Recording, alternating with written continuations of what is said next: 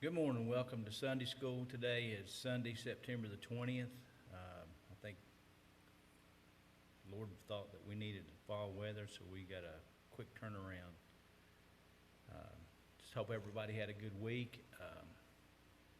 Hope the Lord has blessed you, and for those that are struggling, the Lord is with you, and just ask for His guidance and His help, and He will be there in the time of need. We're starting a new Sunday School book. This is the book is entitled a Standard Lesson Commentary. So instead of having a couple months, this is a yearly lesson, so won't have to be doing lessons over and over again. So our first lesson this week comes from Genesis. This is about Jacob and Joseph. The title of the lesson is Biased Love, and the structure of the lesson is a little different than the book we used before. So the verses we'll be looking at first is Genesis 37, 2 through 11, 23, 24, and verse 28. So these are the generations of Jacob. Joseph, being 17 years old, was feeding the flock with his brethren, and the lad was with the son of Bilhah and the son of Zilpah, his father's wives. And Joseph brought into his father their evil report. Now Israel loved Joseph more than all his children, because he was the son of his old age, and made him a coat of many colors. And when his brethren saw that their father loved him more than all his brethren, they hated him, and could not speak peaceably unto him. And Joseph dreamed a dream, and told his brethren. They hated him yet the more. And they said unto them, Hear, I pray you, this dream which I have dreamed. For behold, we are binding sheaves in the field, and lo, my sheaf arose, and stood upright.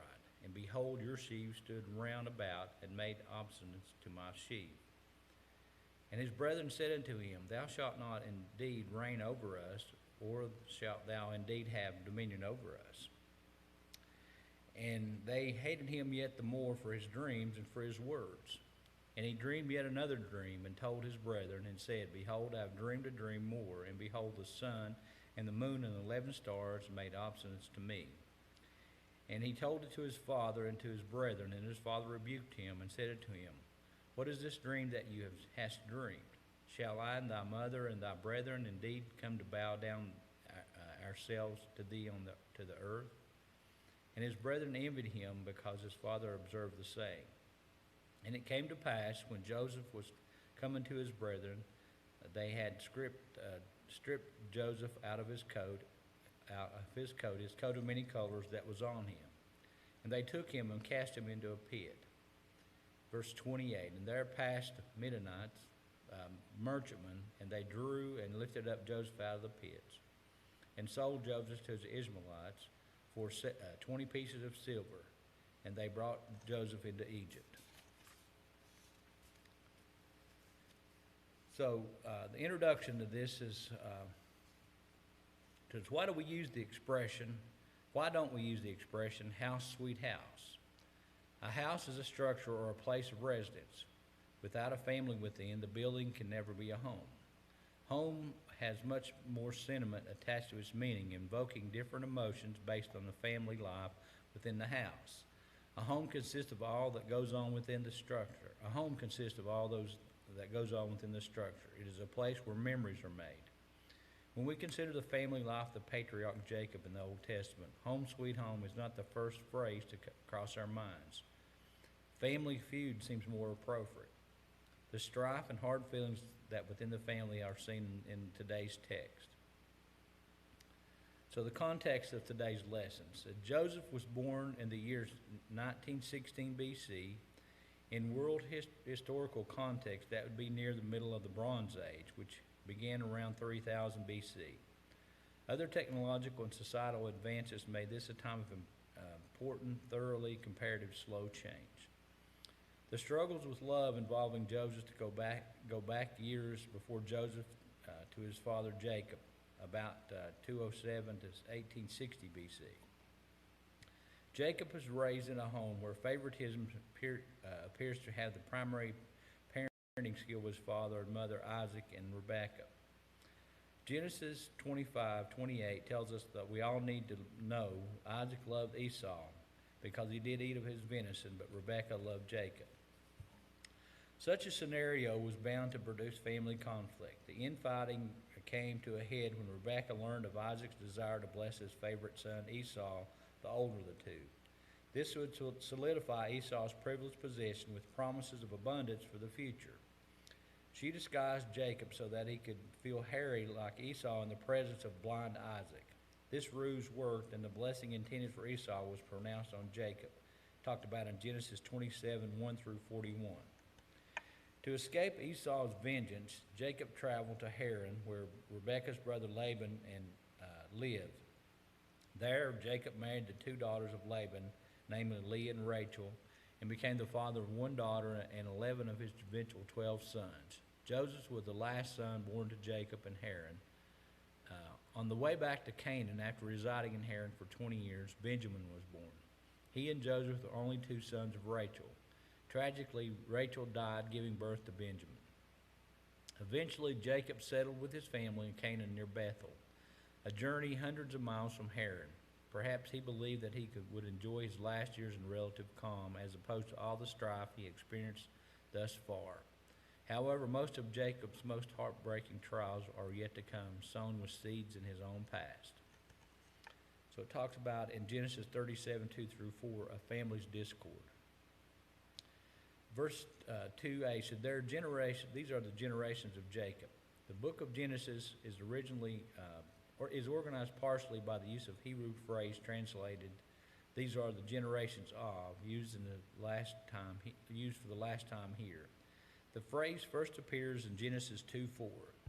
These are the generations of heavens and of the earth that were created. Each instance emphasizes the continuation of life and introduces stories concerned with those in some way. Importantly, Jacob was the grandson of Abraham, talked about in Matthew chapter 1, verse 2. He was given the great covenant promises by God. In verse 2b, Joseph, being 17 years old, was feeding the flock with his brethren. Joseph's birth record is recorded in Genesis 30, verses 22 through 24, and in Genesis 33, verses 1 through 2, mentions how Jacob replaced Rachel and Joseph in the rearing of the entourage of Jacob. In the rear of the entourage of Jacob prepared to meet Esau. This preferential treatment foreshadowed the family's dynamics that would contribute to the drama present in today's text. Since Rachel was Jacob's preferred wife and Joseph was her only son so far, Jacob wanted to reduce the risk of being harmed should Esau come seeking vengeance for Jacob's previous deceitful actions. Jacob was a very successful shepherd, and apparently he intended for Joseph to follow in his steps. To that end, we see Joseph learning the family operations. In this relatively dry region, it was necessary to move the flocks and herds around to provide them with daily food. Sometimes herdmen would have to go long distance to find that food. In 2c, it says, "And the lad was with the brothers of Bilhah and the sons of Zilpah, his father's wives." Bilhah and Zilpah are called Jacob's wives, although the actual status of each was that of a handmaid. Zilpah was given to Leah when she was married to Jacob. Bilhah was given to Rachel at the same time. According to the custom of the time, children born to a wife's handmaidens by her husband were counted as the wife's own children. Bilhah's sons were Dan and Naphtali. Zilpah's sons were Gad and Asher. And Joseph brought into his father their evil report. The content of Joseph's report about his brother is unknown. The Hebrew word translated evil does not necessarily imply something cruel or morally wrong, though it certainly can. In this case, it may mean that Joseph's brothers had done something disrespectful or mean to their younger brother. It could also be that Joseph brought word of a poor work ethic or misbehavior. So a couple questions it asked us to consider. It said, how do we teach children the difference between bringing to an adult a needed report of behavior versus merely being a tattletale. So think about that just a little bit. And it talks about digging deeper. It says, how do Genesis 27, 5 through 10, 1 Samuel 22, 9 through 2 through 19, and Esther 2, 21 through 23, and or Acts 23, 16 through 22 inform your response. So you may want to look into those verses, and it asks why. The next section talks about favoritism, and mentioned in verse 3. So verse 3 says, now Israel loved Joseph more than all his children, because he was the son of his old age, and made him a coat of many colors. Here we see Jacob's name, Israel, given to him after his wrestling match in Genesis 32, 22 through 30. Its use reminds the reader that God blessed Israel when he changed the patriarch's name. While Joseph's tattling didn't cultivate good brotherly feelings, Israel's favoritism likely caused even more tension.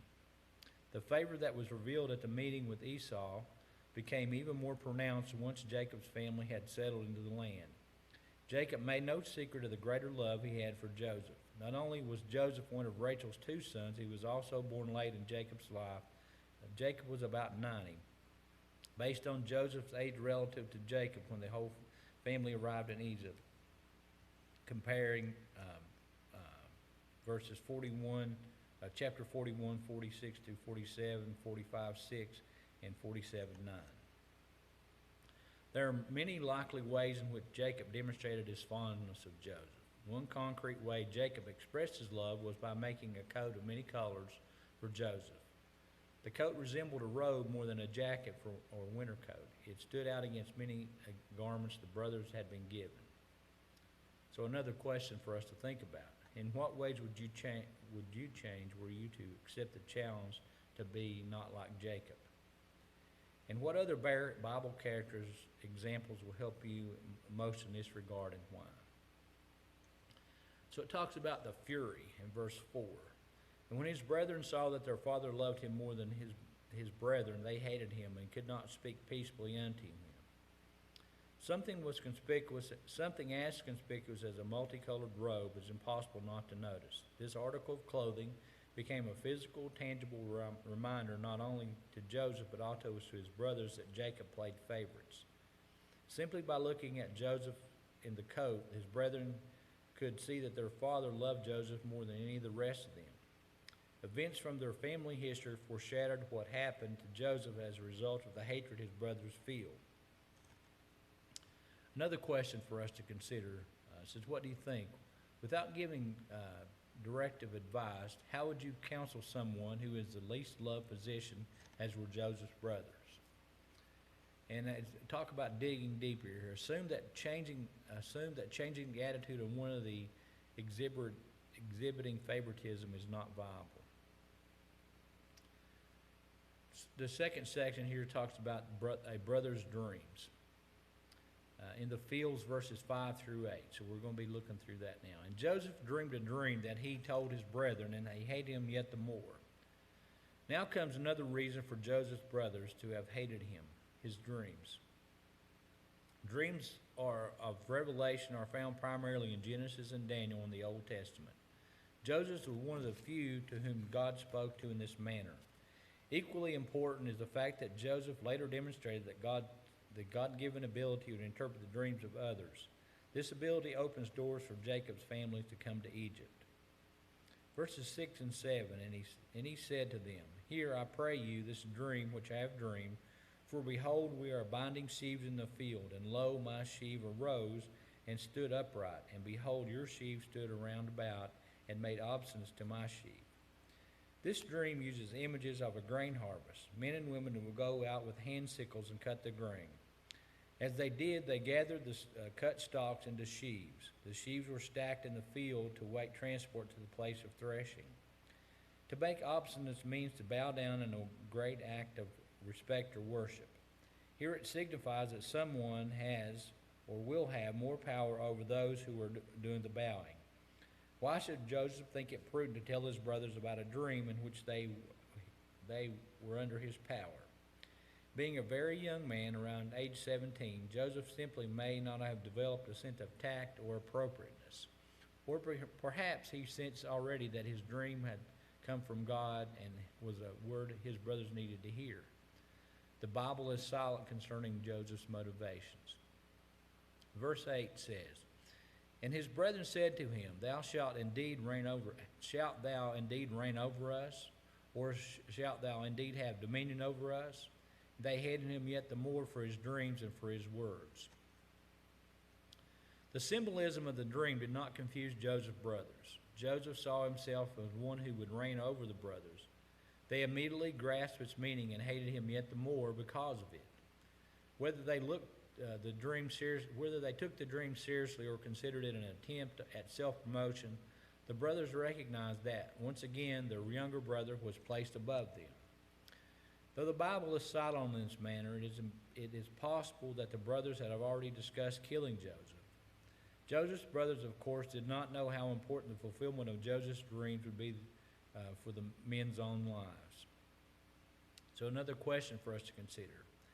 What do Joseph's announcements to his brothers' reaction, what do Joseph's brothers' announcement and his brothers' reactions teach you about discretion? And it also asks us the passages of Proverbs 2:11 and Daniel 7:18 or 7:28. How does that help inform your answer? So if you have an opportunity, look at those verses. Proverbs 2:11 and Daniel 7:28. In the sky, this is verses 9 and 11. "And he dreamed yet another dream, and told his brethren, and he said, Behold, I have dreamed a dream more, and behold, the sun and the moon and the 11 stars made obstinance to me." For Joseph, the second dream likely provided verification that the passage of the first was true, since the two dreams concerned the same subject. We may compare this with the Pharaoh's two dreams in the same night. Those dreams had different images but the same meaning, talked about in Genesis 41, verse 25. Joseph's second dream had implications as serious as the first. Not only would the 11 stars representing his 11 brothers offer obstinance to him, so would Jacob and Leah, who lived and represented her sister, Joseph's mother, now deceased, per Genesis 35:19. The number 11 means no doubt about these images signify. "And he told it to his father and his brethren, and his father rebuked him and said unto him, What is this dream that thou hast dreamed? Shall I and thy mother and thy brethren indeed come to bow down ourselves to thee to the earth?" Jacob responded first to Joseph's second dream. Even though Joseph was his favorite son, Jacob was bothered by the dream and rebuked Joseph for sharing it. In a patriarchal society where the father held the primary authority and where the birth order determining standing within the family, it was hard to believe that the next younger son, Joseph, would be the one to whom Jacob, Leah, and the 11 brothers would bow down, no matter how much Jacob loved the boy. Another question to think about. In what instances does indiscreet speech call for rebuke rather than for response? And another one entitled Digging Deeper. What scripture passages help you most in the discerning in this regard? Jacob, of course, was no stranger to dreams. He had dreamed as he departed from Canaan and traveled to Haran. In Haran, he told Rachel and Leah of another dream, one in which God told him to return to Canaan. Even so, he did not seem to grasp that these dreams were more than fanciful nocturnal fabrications of Joseph's part. A commentary from the author said, "Dreaming of grandeur. In a dream I had recently, several of us Christian bikers were at a gas station. My friends on Japanese motorcycles and I on my German BMW. I mentioned the origins of our bikes because the group of Harley riders arrived next. Harley riders tended to look down on Japanese bikes, and particularly, though they generally admire the German Beamer. This real-life disdain resulted in the dream bullies stopping to harass us, looking to make more trouble. My friends backed away, and there I was with my Beamer. I courageously told the Harley riders to leave my friends alone and go away peaceably. Maybe my dream tells a future. More likely, it expresses more anxiety I have or my desire to be a hero. Unlike me, Joseph had no doubt about the meaning and importance of his dreams. He knew they revealed something about God's plan in Joseph's life. Does our aspirational dreams align with God's plan as Joseph's nocturnal ones did? And his brothers envied him. Here the brothers' reactions to Joseph's second dream differs from the hatred that was defined them heretofore. Perhaps they were beginning to wonder whether Joseph's dreams had some real meaning to them, or possibly they wished they could be the ones having such dreams.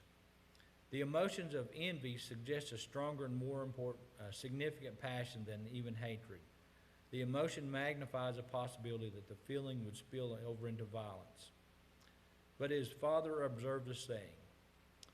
Observe the saying means that Jacob will watch for more other events through which Joseph's dreams will be fulfilled. This is similar to Mary's own watchfulness talked about in Luke 2:19. So this third section talks about a brother's disdain.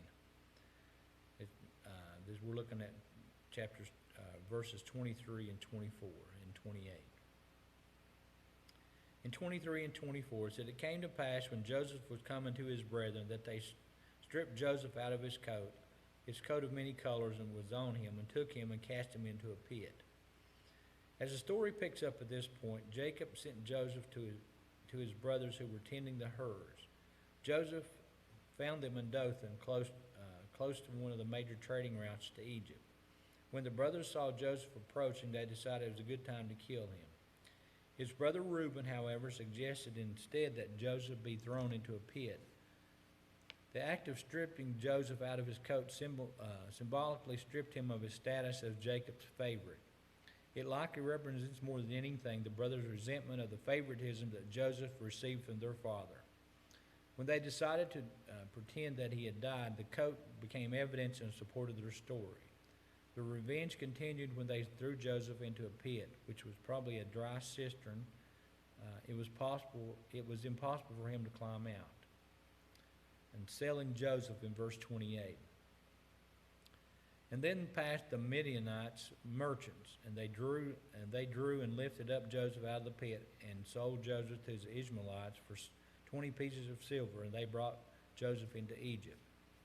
Of the Midianites and Ishmaelites, the two names of the same group of people. On the one hand, Genesis 37:36 said the Midianites sold Joseph to Potiphar, while Genesis 39:1 says that it was the Ishmaelites. This suggests they were the same people of two names. Similarly, we find Gideon fighting against the Midianites, talked about in Judges chapter 7, verse 24 and 25, and chapter 8, verse 1, who wore gold earrings because they were Ishmaelites. On the one hand, some scholars suggest that the Midianite merchant acted as the middleman for the Ishmaelites and were not actually part of the same people. At the very least, the two groups shared Abraham as a common ancestor. The relative value of 20 pieces of silver is uncertain. Such an amount seems to be the going price for slaves in the times of Joseph. His sale brought monetary profit to the brothers, as well as providing them with a way of enacting their revenge without actually killing him. The brothers then slaughtered a goat, smeared its blood on the coat, and they tore up and presented the coat to their father as evidence that the favorite son was dead, killed by a wild animal.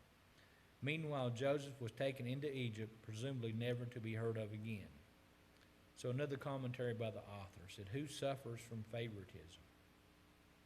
I knew a businessman who pressured all his children to follow in his steps.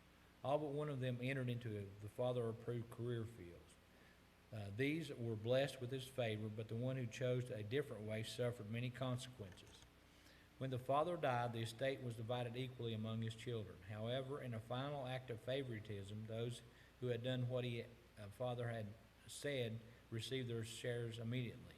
The other son found his inheritance was placed in an investment account from which he received only the yearly dividends. He would never receive the full amount of his share as his siblings did.